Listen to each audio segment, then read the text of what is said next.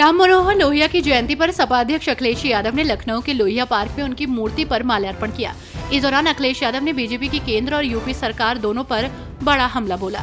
अखिलेश यादव ने कहा कि इनके भाव विनाशकारी हैं, इनकी सोच विनाशकारी है। ये हत्या को बैलेंस करने के लिए हत्या कर दे रहे हैं। एक को मारने के बाद दूसरे को मारकर बैलेंस करने की राजनीति से मुझे नहीं यहाँ के मुख्यमंत्री को ठंडक मिली होगी। गोरखपुर में विजयादशमी के पर्व पर गोरखनाथ मंदिर में परंपरागत रूप से श्रद्धा भक्ति और हर्षोल्लास के साथ धूमधाम से आयोजन हुआ। गोरखपीठाधीश्वर योगी आदित्यनाथ ने गुरु श्री गोरक्षनाथ का पूजन कर विजय रथ पर सवार होकर पारंपरिक शोभा यात्रा की शुरुआत की। सीएम योगी विशेष वेशभूषा में नजर आए। उनके साथ साधु संतों की टोली थी। इसके बाद रामलीला के मंच पर वो भगवान श्री राम का राजाभिषेक और तिलक करने के साथ लोगों को संबोधित भी करेंगे। राष्ट्रीय शोषित समाज पार्टी के राष्ट्रीय अध्यक्ष स्वामी प्रसाद मौर्य ने प्रेस कॉन्फ्रेंस कर बीजेपी सरकार पर बड़ा हमला बोला। स्वामी प्रसाद मौर्य ने बीजेपी विधायक योगेश वर्मा की पिटाई के मामले में बोलते हुए कहा कि आरोपी अवधेश सिंह की अभी तक गिरफ्तारी इसलिए नहीं हुई क्योंकि अपराधी सीएम की बिरादरी का है। रायबरेली और हमीरपुर में हत्या हुई है जिसमें अपराधी योगी जी की बिरादरी के हैं, इसलिए ये लोग मनमानी कर रहे हैं। इस सरकार में पिछड़े दलितों को काटा मारा जा रहा है। संभल से सपा सांसद जियाउर रहमान बर्क प्रदेश के मुख्यमंत्री योगी आदित्यनाथ के हरियाणा चुनावी सभा के दौरान मंच से बटोगे तो कटोगे वाले बयान को देश की अमन और शांति को खतरा बताया है। उन्होंने कहा कि जो इस तरह की भाषा बोले उसे प्रदेश के मुख्यमंत्री पद पर बने रहने का कोई मतलब नहीं। उन्होंने कहा कि देश की सर्वोच्च न्यायालय को इस ओर ध्यान देना चाहिए। उन्होंने कहा कि उनकी इस तरह की बातों से देश में रहने वाले मुसलमान खुद को असुरक्षित महसूस कर रहे हैं।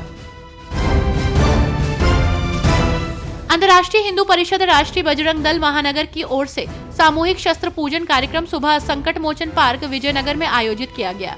इसमें अंतर्राष्ट्रीय हिंदू परिषद राष्ट्रीय बजरंग दल के कार्यकर्ता और अन्य लोगों ने सहभागिता कर शस्त्र पूजन किया।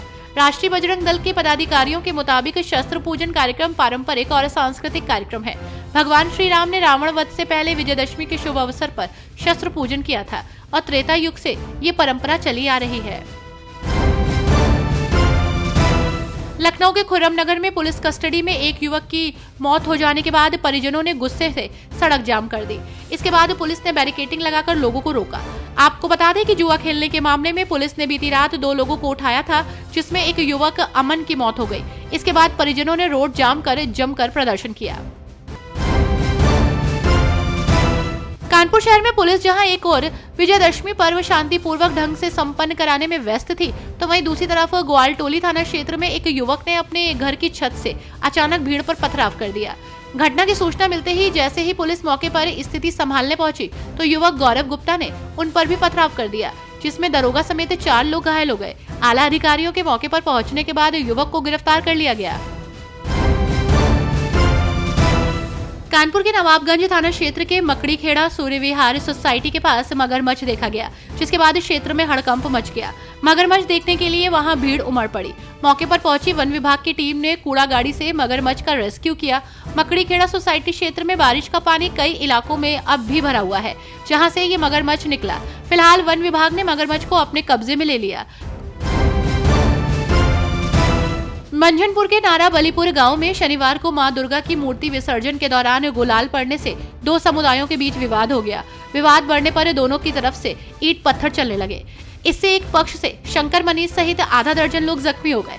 गांव में तनाव का माहौल है। सूचना पर एसडीएम मंझनपुर क्षेत्राधिकारी समेत कई थाने की पुलिस फोर्स और पीएससी बल के साथ मौके पर पहुंचे। स्थिति बिगड़ते देख डीएम और एसपी भी पहुंच गए और लोगों को समझाकर शांत किया। अयोध्या में मां दुर्गा की भव्य विसर्जन शोभा यात्रा निकाली गई। शोभा यात्रा जीआईसी के मैदान से होते हुए गुप्तार घाट के निर्णय कुंड पहुंची। उससे पहले शोभा यात्रा का जगह जगह स्वागत हुआ। शोभा यात्रा में भक्तों की भारी भीड़ देखने को मिली। इस दौरान भारी पुलिस बल भी मौजूद रहा।